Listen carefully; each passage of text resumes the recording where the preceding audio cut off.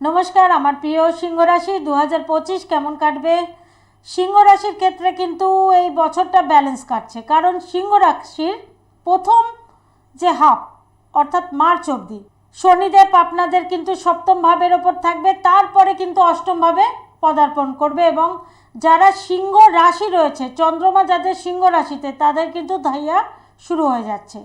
ফলত এই ঢাইয়ার কারণে আফটার মার্চ 2025 সিংহ রাশিদের ক্ষেত্রে কিছুটা প্রতিকূলতা থাকছে, কিন্তু ওই প্রতিকূলতা থাকলেও আপনারা সেই সংঘর্ষের মাধ্যমে সফলতা পাবেন, কারণ সপ্তমপতি এবং ষষ্ঠপতি শনি সেই কিন্তু অষ্টমভাবে চলে যাবে, ফলে এটা বিপরীত রাজযোগের নির্মাণ করবে, ফলে সংঘর্ষের ফলে কিন্তু সফলতা দেবে সিংহ রাশির জাতক জাতিকাকে।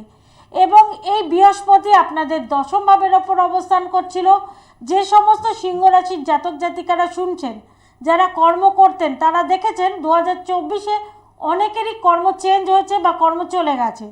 বৃহস্পতি দশম ভাবে থাকাকালীন আপনারা বসের চাপ সহ্য করেছেন, কিন্তু এই বৃহস্পতি যেই আপনাদের আফটার মে 2025 একাদশ ভাবের ওপর অবস্থান করবে, কর্মজীবনে একটা কিন্তু প্রোগ্রেস, নতুন চেঞ্জ দেখতে পাবেন এবং ব্যবসাদারদের ক্ষেত্রে কিন্তু প্রোগ্রেস রয়েছে, কারণ এই একাদশে বৃহস্পতি উপচে অর্থ দেবে, তার সাথে পঞ্চম ভাব, সপ্তম ভাব এবং আপনার তৃতীয় ভাবকে এফেক্ট করবে এবং গুড এফেক্ট করবে, কারণ বৃহস্পতির দৃষ্টি অমৃত হয়।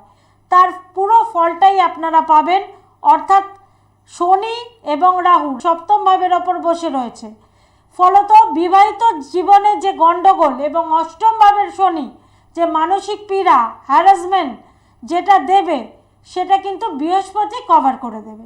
এক্ষেত্রে 2025 আপনাদের জীবনে কিন্তু অনেকটাই পজিটিভিটি করে দেবে বৃহস্পতি। আর আপনাদের ক্ষেত্রে এই অষ্টমে শনি এবং সপ্তমে রাহুর পীড়া থেকে মুক্ত হওয়ার জন্য অবশ্যই হনুমান চল্লিশা পাঠ করুন এবং বাবা ভোলানাথকে প্রতি শনিবার দিন গঙ্গা জলের মধ্যে তিল দিয়ে অর্পণ করুন। আপনাদের এই প্রতিকূল সময় কেটে যাবে। ধন্যবাদ।